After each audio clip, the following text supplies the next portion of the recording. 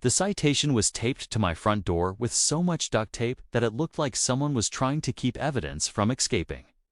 $500 fine for excessive noise violation. Thursday, 3:17 a.m. The notice screamed in furious red letters, like it had been written in anger rather than ink. I stood there in my driveway, still holding my car keys fresh off the airport shuttle, wondering if my jet lag was making me hallucinate. Thursday, 3:17 in the morning. That couldn't be right. At that exact time, I'd been 30,000 feet above Kansas, flying home from a cybersecurity conference in Seattle. I had the boarding passes, my conference badge tucked in my laptop bag, and about 50 unread emails from the event to prove it. That's when it hit me. Margaret Whitmore had finally lost her mind. Margaret was the HOA president of Maple Ridge Estates. And ever since I'd moved in 8 months ago, she'd treated me like some kind of suburban contamination. Apparently, a 42-year-old divorced software engineer didn't fit into her perfect little vision of community values. Margaret ran the HOA like a private regime. She was 63, her gray hair molded into a helmet that looked ready for a wind tunnel, and she smiled with all the warmth of a parking ticket. She measured fence heights with a laser level. She once fined the Johnsons because their daughter's chalk drawings weren't approved outdoor art. She even counted the number of flowers in people's gardens to enforce her ridiculous, odd-number aesthetic rule, a policy she'd somehow passed in a late-night board meeting.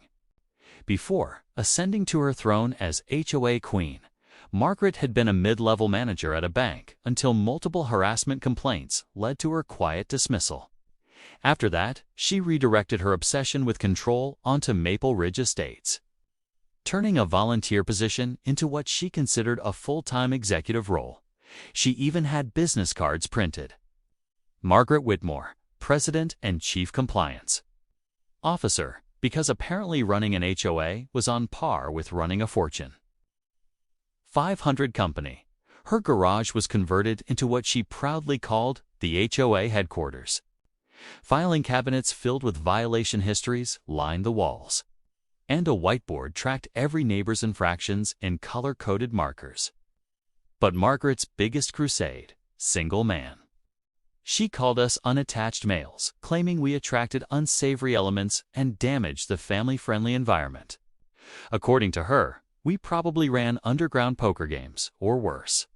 My basement, however, held nothing more than a treadmill and dusty tax boxes. But good luck convincing Margaret of that. I walked inside and immediately began collecting evidence. My flight had left Seattle at 11:45 p.m. on Wednesday night. I'd been sitting in seat 1 to see next to a chatty grandmother who spent the entire flight telling me about her grandsons' Little League stats. We landed at 6:20 a.m. Thursday. So at 3:17 a.m., the exact time of the supposed noise violation, I was watching a flight attendant demonstrate how to buckle a seatbelt I'd already fastened 1,000 times. The longer I stood there, the angrier I got. This wasn't about the $500 fine. It was about Margaret's obsession with control. She had made it her mission to harass anyone who didn't fit her mold. Just last month, she'd tried to implement a dress code for checking the mail, claiming that men in basketball shorts were detrimental to children's moral development. The month before that, she proposed a curfew for single adults, saying we were more prone to late-night activities. She even suggested unmarried residents should pay higher HOA fees because we used more resources. She never could explain what those resources were. I pulled up my smart doorbell recordings. Wednesday night, nothing. No movement, no visitors, no lights. My motion sensors showed zero activity between 6 p.m. when my neighbor collected my mail and 7 a.m. when the newspaper hit my driveway. Then I checked the backyard cameras, same story. No movement, no noise. But then I saw something that made my jaw drop. At 3:05 a.m., my front camera caught Margaret herself creeping across my lawn, holding something in her hand. She stood near my living room window for about 4 minutes before hurrying away. At 3:15, there was a sudden burst of sound, heavy metal music, but it was clearly coming from outside the house. I zoomed in on the footage. The object in Margaret's hand, a large portable speaker, one of those waterproof ones people use for pool parties.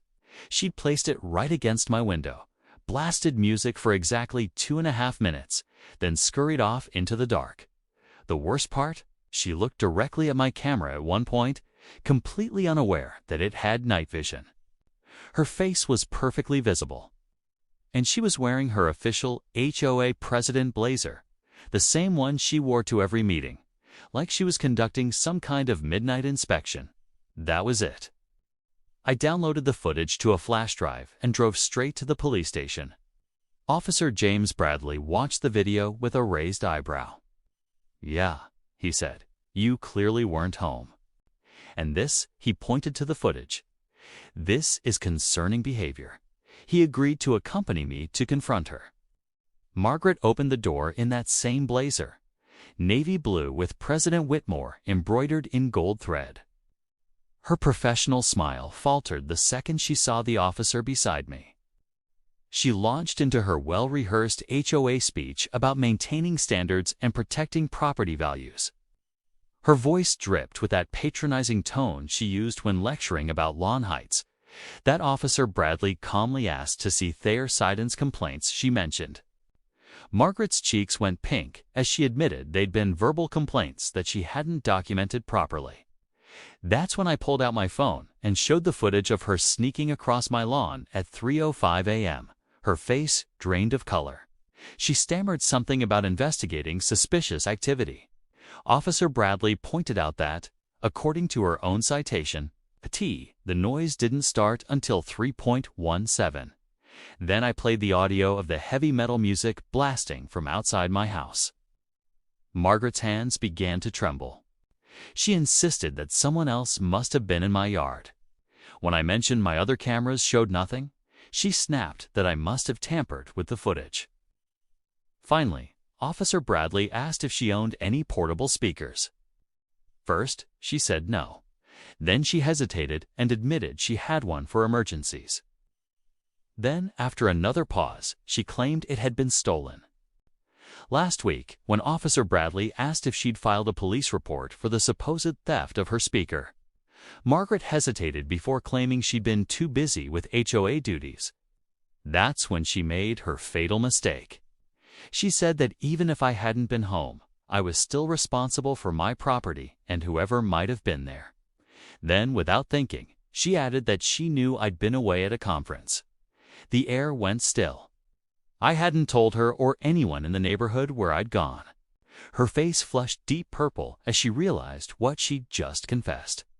She tried to recover, saying she'd merely assumed I was traveling because my car wasn't in the driveway. But when Officer Bradley calmly asked how she knew it was specifically a conference, Margaret's story started unraveling fast. First, she said she'd overheard it somewhere. Then, it was a neighbor mentioned it at the grocery store. Finally, she insisted it was just a lucky guess, but it was too late. The damage was done. Officer Bradley's tone hardened. He informed her that filing false complaints was a criminal offense, and her pattern of behavior could easily qualify as harassment. That's when Margaret snapped. Her tight, practiced smile vanished, and the facade cracked wide open. She began ranting, saying single men ruin neighborhoods, that I probably threw wild parties when she wasn't watching, and that someone had to maintain order. I recorded everything, every single word. The meltdown escalated when she blurted out that she'd been keeping an eye on my travel schedule through a friend who worked for the airline. That was the final nail in her coffin. Officer Bradley wrote up a full report and told her she could expect criminal charges for harassment, stalking, and filing false reports. Over the next 3 days, I started contacting my neighbors. The floodgates opened. David Park told me he'd been fined for a broken window while he was stationed overseas. The window never existed. The Andersons had been cited for cars that weren't even theirs. Jennifer Santos, another single resident, had received a violation for inappropriate curtains. Turns out her curtains were identical to Margaret's own. Then came the worst story of all. from Robert and Susan Phillips, a sweet elderly couple who'd lived here for over 20 years. Margaret had fined them $800 for unsightly medical equipment on their porch. The equipment was Robert's wheelchair ramp. When they tried explaining it was medically necessary, Margaret told them that illness was no excuse for eyesores. She even suggested they move to an assisted living facility if they couldn't. Maintain community standards. Susan cried as she told me they'd paid the fine out of their fixed income, terrified that Margaret might have them evicted if they didn't comply. And then there was Marcus Thompson, a veteran and EMT who worked nights. Margaret had repeatedly fined him for parking his own car in his own driveway during the day, claiming it violated the spirit of residential parking rules because most people were at work. She even tried to pass a rule requiring all vehicles to be gone between 9 a.m. and 5 p.m., essentially banning night shift workers from living there at all. That's when we realized it wasn't just harassment. It was a full-blown abuse of power. 14 of us banded together and hired an attorney named William Harth, a specialist in HOA law. After reviewing our evidence, William actually laughed, then said, "This is one of the worst cases of HOA misconduct I've ever seen." He filed for an emergency HOA meeting scheduled for Tuesday night. Margaret tried to spin it by sending out a newsletter accusing troublemakers of trying to destroy community values, but the neighborhood wasn't buying it anymore. When the night came, the community center was packed to capacity. Margaret sat at the head of the table, gripping her gavel like a weapon, her knuckles white. She opened with a long, self-righteous speech about the burden of leadership and how some people don't appreciate sacrifice. Then William stood up, calm, confident, and holding a stack of evidence 2 inches thick. He started reading 23 false complaints in 18 months. A clear pattern of discrimination against unmarried residents. Over $16,000 in Feeney's era missing from the HOA's official books. The room erupted. People shouted questions, demanding to know where their money had gone. Someone yelled that Margaret's nephew had been paid $40,000 for pool maintenance, except our neighborhood didn't have a pool. Another neighbor said they'd seen HOA purchased plants in Margaret's personal garden. Margaret slammed her gavel so hard, the handle snapped in two.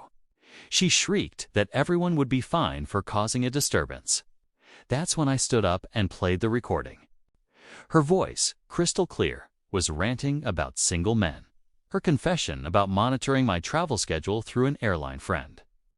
The room went silent, except for her voice echoing from the speakers. The board didn't hesitate. They called for an immediate vote to remove her. Margaret screamed that the vote was illegal, but William calmly pointed out that the bylaws allowed emergency removal in cases of criminal conduct. The vote came in 58-2. Only Margaret and her loyal friend, Eleanor, voted in her favor. Margaret tried to save face by claiming she was resigning anyway, but the board insisted on an official removal.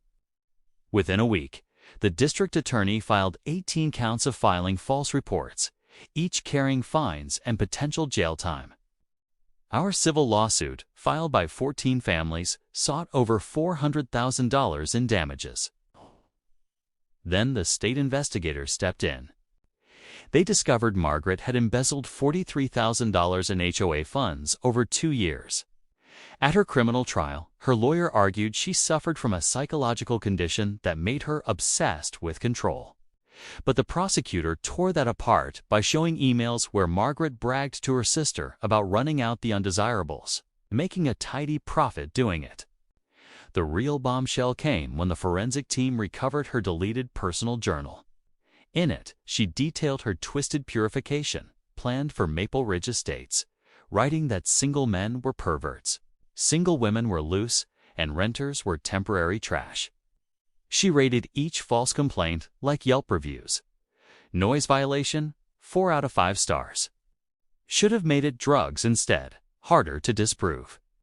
Worse still, the investigation revealed Margaret had been funneling 30% of every fine into a hidden account through her nephew's fake maintenance company. Over $60,000 total, money she'd used for vacations, jewelry, and her own mortgage. In the end, the judge found her guilty on all counts. Margaret was sentenced to 3 years in prison with 18 months to serve, 5 years of probation, and full restitution. The fines totaled $36,000, and the civil judgment added another $220,000. But the judge wasn't done. He issued a lifetime ban, preventing her from ever serving on an HOA board again. He also ordered 500 hours of community service, ironically, helping single-parent households. And when the real estate board reviewed her conviction, they revoked her license for good. When the sentence was read, Margaret just stood there, frozen. Her mouth opened, but no sound came out. Then she collapsed into her chair, sobbing that she'd only been trying to keep the neighborhood safe. As the bailiff cuffed her and led her away, the room stayed silent. Her perfect gray helmet of hair fell across her face, and for the first time, she didn't look powerful. Just small, broken, and every bit of her 63 years showing.